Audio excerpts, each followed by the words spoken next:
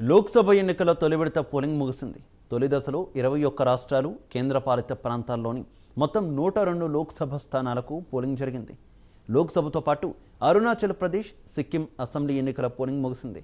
సాయంత్రం 6 గంటల వరకు పోలింగ్ కేంద్రాల వద్ద లైన్లో ఉన్న వారికి ఓటు వేసే ఛాన్స్ ఇచ్చారు అధికారులు. సాయంత్రం 5 గంటల వరకు అందిన వివరాల ప్రకారం సగటున 60% పోలింగ్ నమోదైనట్టు అధికారులు తెలిపారు. ఉదయం నుంచి ఎండలు దంచి కొడుతున్న ఓటర్లు మాత్రం ఓటు వేసేందుకు క్యూ కట్టారు. పోలింగ్ కేంద్రాలు జనాలతో నిండిపోయాయి. ఆయా రాష్ట్రాల్లో గతం కంటే ఎక్కువగానే పోలింగ్ నమోదైనట్టు తెలుస్తోంది. కొన్ని రాష్ట్రాల్లో చెదురుమదురు ఘటనలు మినహా ఓటింగ్ ప్రశాంతంగా ముగిసింది. మణిపూర్లోని మొయిరాంగ్ సెగ్మెంట్లోని తమన్స్ ఫోక్సీలో పోలింగ్ స్టేషన్ సమీపంలో పోలింగ్ కేంద్రం వద్ద గుర్తు తెలియని దుండగులు కాల్పులు జరిపారు. కాల్పుల శబ్దం మధ్య పోలింగ్ బూత్ నుంచి ప్రజలు బయటకు పరుగులు తీసిన వీడియో వైరల్గా మారింది. మొదటి విడతలో 21 రాష్ట్రాలు, కేంద్రపాలిత ప్రాంతాల్లోని 102 స్థానాల్లో ఓటర్లు తమ ఓటు హక్కును వినియోగించుకున్నారు.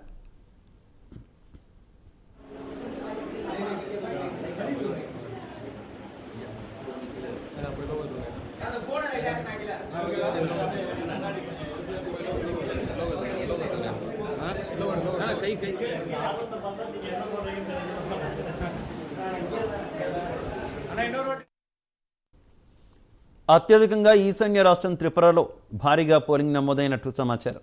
ఆ తర్వాత మణిపూర్, మేఘాలయ, అస్సాంలలో ఎక్కువ మంది ఓటర్లు తమ ఓటు హక్కును వినియోగించుకున్నారు. అత్యల్పంగా బీహార్లోని పోలింగ్ నమోదైనట్టు తెలుస్తోంది. లోక్సభ స్థానాలతో పాటు అరుణాచల్ ప్రదేశ్, సిక్కింలోని శాసనసభ స్థానాలకు ఎన్నికలు జరిగాయి. ఇక ఆయా రాష్ట్రాల్లో పలువురు ప్రముఖులు ఓటు హక్కును వినియోగించుకున్నారు. నటుడు Kamal Haasan, super star Rajinikanth, hero Ajith తమ నియోజకవర్గాల్లో ఓటు వేశారు.